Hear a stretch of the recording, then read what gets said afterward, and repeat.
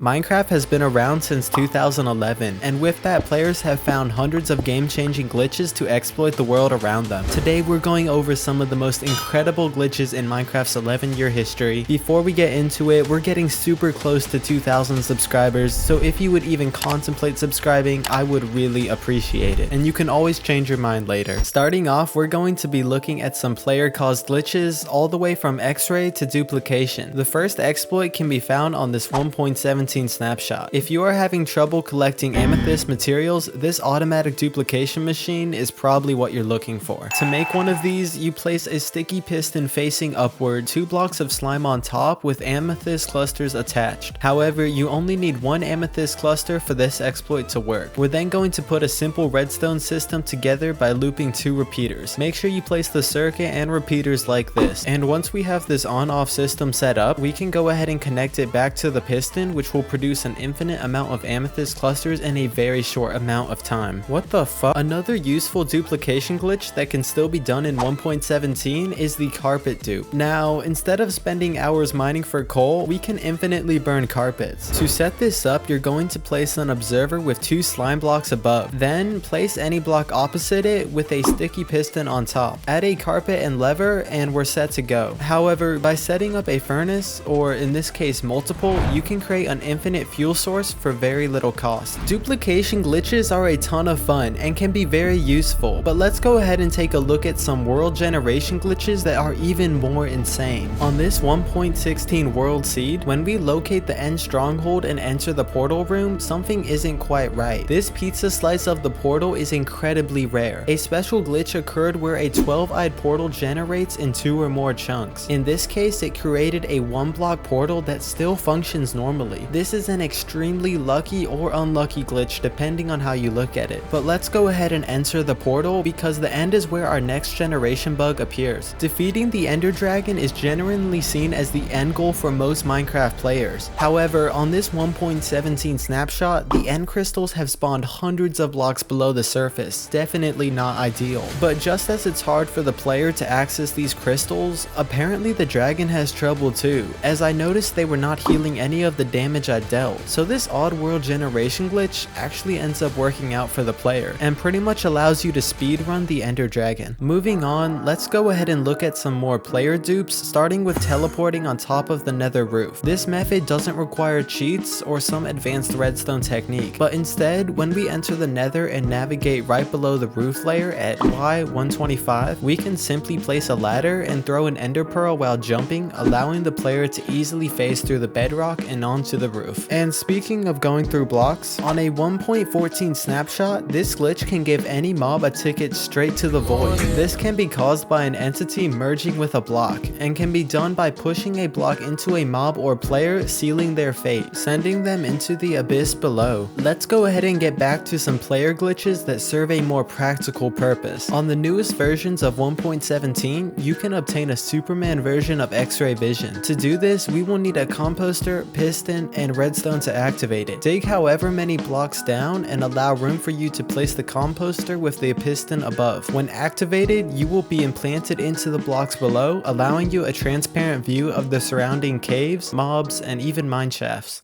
This next glitch is a teleportation dupe that delays an ender pearl's impact. This can be done with 2 players or a daylight sensor. Now what this glitch actually does is allow you to teleport back to your pearl at a set time. Say you want to go out exploring while filling out a map, mining some extra resources, well this contraption will teleport you back home when the trapdoor comes down and hits the idle pearl. To set this up, we will need a water bucket, soul sand, a daylight sensor, 7 kelp, and a trapdoor. We're going to dig a few blocks down and place the soul sand on the bottom. We can then go ahead and place the water at the entrance and place kelp on the way up. Make sure to then swim back down to break the kelp so it doesn't block the pearl. To finish up, we place the daylight sensor and an open trapdoor. When the time hits midnight, the trapdoor will close, activating the pearl.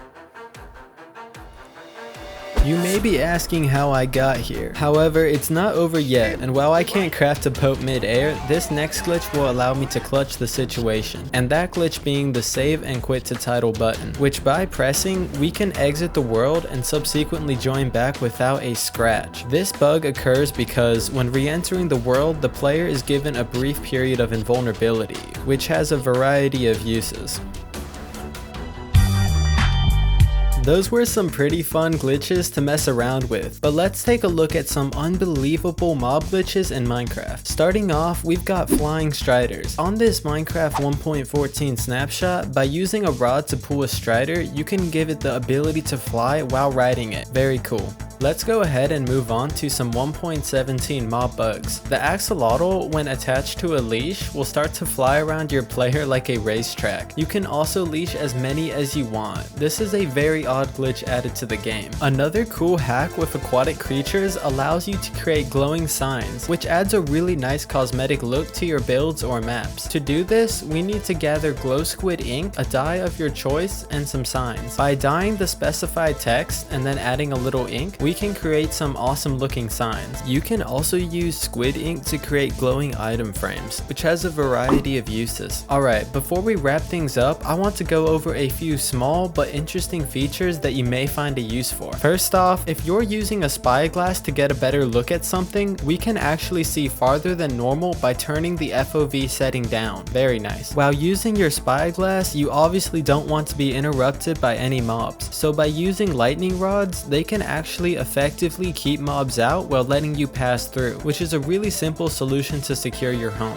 At number 15, we are going to take a look at a Shulker Box exploit that will help you better secure your loot. Say I'm using a trap door to enter this room. Well, this not only looks bad, but is easily accessible to other players. So instead, we're going to use a Shulker Box to enter the loot room. Simply place the box facing upward with 2 blocks of room above. By standing above the box and opening it, we will be able to phase through the box into our base below. Unfortunately, unless you have another exit, you will need to break and replace the box once you leave. Our final glitch is another duplication dupe that currently will only work in the 1.17 release. This bug will allow us to duplicate any item. First, we will need a damaged anvil. We're going to duplicate this netherite chestplate. Make sure your inventory is filled with extra blocks, and by repeatedly enchanting the selected item while changing its name, the anvil will finally break, and boom, just like that, 2 chest plates. Alright, that pretty much wraps it up. Thank you so much for watching, and make sure to comment your favorite glitch down below. If you have a smidge of extra time, don't forget to follow me on the socials, link in description. Smash like.